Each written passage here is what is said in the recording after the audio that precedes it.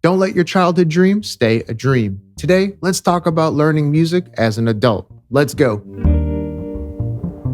What's going on, y'all? My name is Gregory Agid, and today I wanted to talk about learning music as an adult. I'm currently 38 years old, and at this point in my life, I've spent the majority of my life in some type of educational setting.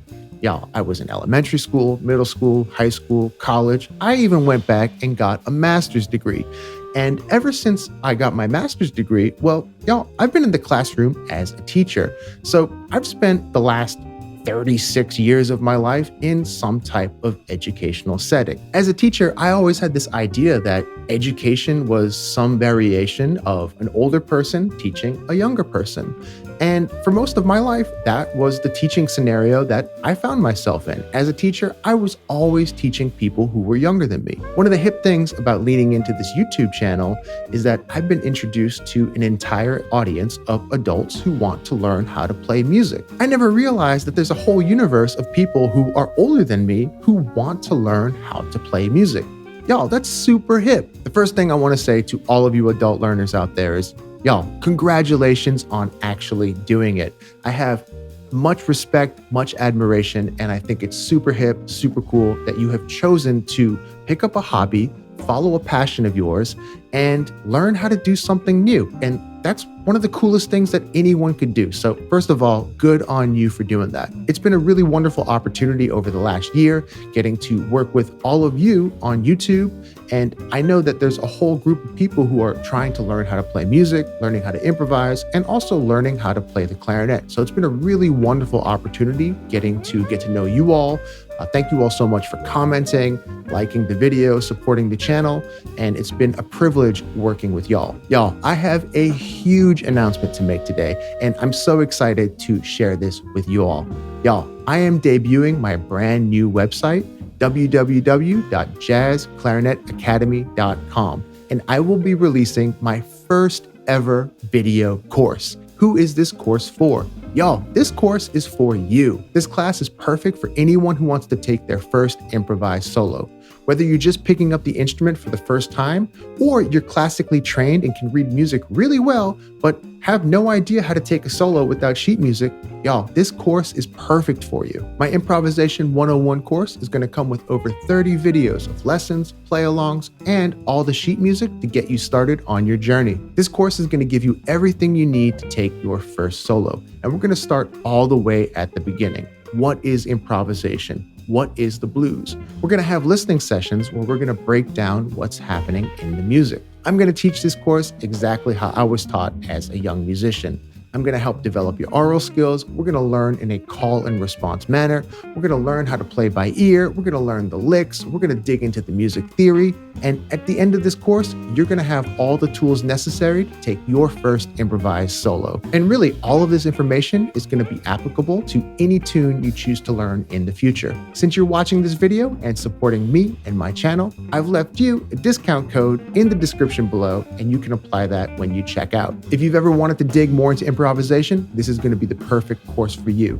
jazzclarinetacademy.com. And I invite everyone, regardless if you want to take the course or not, to join my free online community. You're an adult, you're picking up an instrument for the first time, or maybe you used to play, you played in middle school, high school, college, and you've taken a 20-year break, you've taken a 30-year break, and you're just getting back into playing. The first thing you should consider is being patient with yourself. I'm going to say that one more time because it is so important. Y'all, be patient with yourself. You are undertaking an extremely complicated thing. And just because you see me play an instrument fluently or with ease, or you see Wynton Marsalis or Joshua Redman or anyone, John Mayer, Beyonce, we've been doing this all our lives. And I'm 38 years old. I have been playing the clarinet for 28 years. Wow. That is crazy to say out loud. I'm like having a flashback from when I was a child. And I remember being 12 years old and I was being taught by Alvin Baptiste. And at this point, he must have been in his mid 60s. And I was 12 years old and I had other students about my same age. And I remember turning to the person next to me and we were kind of like, so how long have you been playing? And one kid said, 4 years. And then we're like, wow, 4 years. And someone else said 8. And we're like, oh my God, you've been playing so long, 8 years. And then for me, I was like, all right, well, I've only played like 2 or 3 years. And then I remember asking Mr. Bat, I was like, hey, Mr. Bat, how long have you played? And he said something like 54. And it's just kind of crazy because at 38 years old, I think I'm closer to 54 than I am to the 3 or 4 years I had been playing when I remember that conversation happening. It's important to have realistic expectations of what the process looks like. And you may be in your 30s, 40s, 50s, 60s, 70s, but if you're just picking up a musical instrument for the first time in your life, you are 0 years old as a musician. It might actually be helpful for you to think about yourself in terms of the musical years you've put in. I am 1 musical years old. I am 2 musical years old. And if I was to flash back to when I was 1 or 2 years into playing the clarinet, y'all, I could only play 5, 6, 7 notes. I could barely read music. I was squeaking, squawking, doing all types of stuff. So when I was 1 or 2 musical years old, that's probably how you sound right now. Embrace the fact that you're doing something new and it's going to take time to get good at it. I had an amazing mentor when I was younger, this cat named Kid Jordan. Kid was an incredible saxophone player and he mainly played free jazz. Kid was always practicing and he literally practiced what he preached. He always talked about how important it was to practice. And more specifically, he talked about how important it was to always practice the fundamentals. I used to teach at a summer camp with Kid, and every year he would give a speech about the importance of practice. And Kid would say, like, you got to go home and practice 3, 4, 5 hours. And you're only going to be as good as you practice. Kid would always go off on these tangents, and you never really knew where the speech was going to end up. But I remember this one time, Kid said, you got to practice. It's not going to fall on you like the rain. You're not going to learn it through osmosis. You got to practice. He is right. Whenever you see someone perform, whether that be music, athletics, art, anything, that's just the tip of the iceberg. The gig, that is the tip of the iceberg. The basketball game, that's the tip of the iceberg. That person has spent an entire lifetime developing that craft. And more specifically, let's say someone is preparing for a concert. Some people practice a piece for an entire year before performing the 15-minute piece. It takes that much time, which leads me to my definition of a virtuoso. What is a virtuoso? A virtuoso is anyone who does anything extremely complicated and makes it look easy. The greatest performers in the world are also the most prepared. Nobody just shows up and does it. I promise you that. I'm saying all of this because I think it's important to be process-driven rather than goal-driven. I show up every day to do the work because I enjoy the process. I enjoy how I spend my time. And of course, y'all, setting goals is really important. A lot of us need goals to help motivate us. But what happens the day after a big gig? Do you just stop practicing? What happens the day after you win that Grammy or you win that championship? Are you just going to stop practicing? The goals are important, but it's also really important for us to love how we spend our time, to love the journey, and to love the process. As an adult, I think it's important to have realistic expectations. Yes, you can improve, but it is going to take practice. You are 1 musical years old, and you have to be patient through that process. People oftentimes confuse the word fundamental with easy. Y'all, the fundamentals have nothing to do with ease. Our fundamentals are simply the foundation upon which everything is built. Take a house, for example. The foundation of the house is one of the most important parts of the entire structure. You can have a house with the most incredible architecture, the coolest paint job, an amazing roof, 3 stories, all kind of hip stuff happening in the house. But if there's something wrong with the foundation, it doesn't matter what's happening above the foundation because everything else is going to be slanted. The fundamentals are the foundation for our musical house. And y'all, we need to make sure we have a solid foundation to build a beautiful musical house. What are the fundamentals?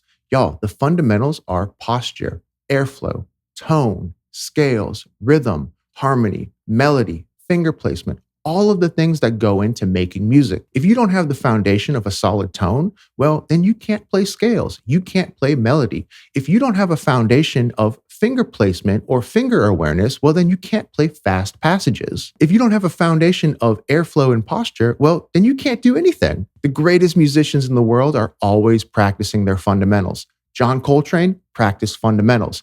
And because John Coltrane practiced fundamentals, I should practice fundamentals. And because I practice fundamentals, you should practice fundamentals. How can we practice the fundamentals? And the best technique is to practice slow. Y'all, practice things as slow as possible. And when you're practicing, be focused, be mindful, be in the moment, and be aware of everything that's happening. I really want to emphasize the importance of tone and air support. As wind players, everything that we play is built on our tone and air support. Scales, melodies, rhythms, anything we play is built on our tone and air support. Can I play the most beautiful note ever produced on a C? Can I play that same beautiful note on a C sharp, a D? Can I play that note in tune? Is that note supported? Is it full? Is it beautiful? Is it resonant? Can I play a C major scale at 60 BPM? Once I can master that C major scale at 60 BPM, can I play it at 62? Can I play it at 64? Can I play it at 66, 68, 70? Playing a C major scale in quarter notes at 60 BPM, y'all, that's the foundation for being able to play that same scale at 320 BPM in 16th notes. If you can't play it at 60 BPM, there's no way you can play it at 320 BPM. Music is proportional. So if you can master the proportions at 60 BPM, y'all, those proportions are going to stay the same at 62, 70, 80, 90, 100. So you have to master the proportions. Learning music is a lot like learning a language. And I think as a child, yes, you do have advantages to learning music when you are younger. The main advantage that I can really think of is that your mind is just wide open as a child. And music is a language. In the same way that I didn't really have to think about learning English as a 2-year-old, well, that same process is happening when you are very young learning music. As a young person, your mind is wide open.